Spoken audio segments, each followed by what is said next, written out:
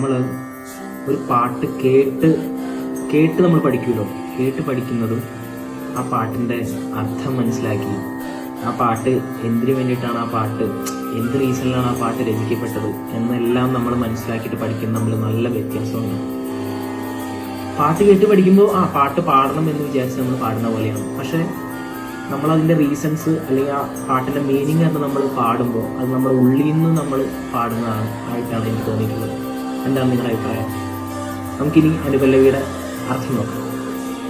ചന്തുരു വർണ്ണുനി അന്ത ചന്ദമുനു ഹൃദയാരവിന്ദ മുനജൂജി ബ്രഹ്മാനന്ദ മനുഭാവിഞ്ചുവ.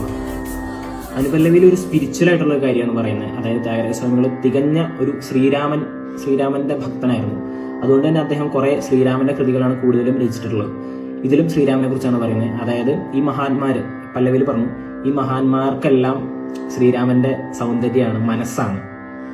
അവരുടെ ശ്രീരാമന്റെ പെരുമാറ്റം പോലെയാണ് ഈ മഹാന്മാരുടെ പെരുമാറ്റം. അതുകൊണ്ട് തന്നെ അവര് പരമാനന്ദം, ബ്രഹ്മമായ ആനന്ദം അവരനുഭവിക്കുന്നുണ്ട് എന്നാണ് പറയുന്നത് അനുപല്ലവിയിൽ. അതിന്റെ അർത്ഥം അതാണ്.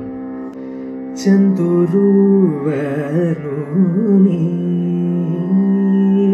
ചന്തുരു വനൂനി അന്ത ചന്ദമൂല ഹൃദയാര വിന്ദമൂല ജൂജി ബ്രഹ്മാ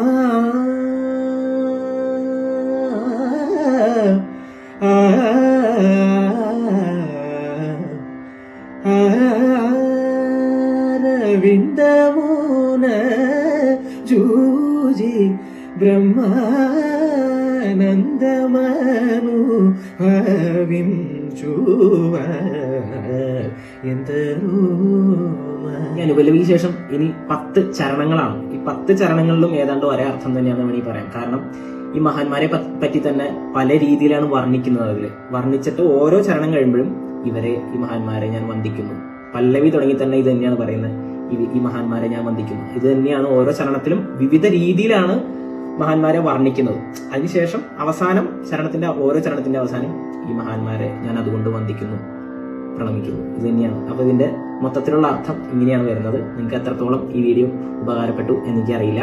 എനിക്കറിയാവുന്നത് ഞാൻ നിങ്ങൾക്ക് ഷെയർ ചെയ്തു. അപ്പോൾ ഇഷ്ടപ്പെട്ടവർ താഴെ കമന്റ് ചെയ്യുക. Okay, thank you.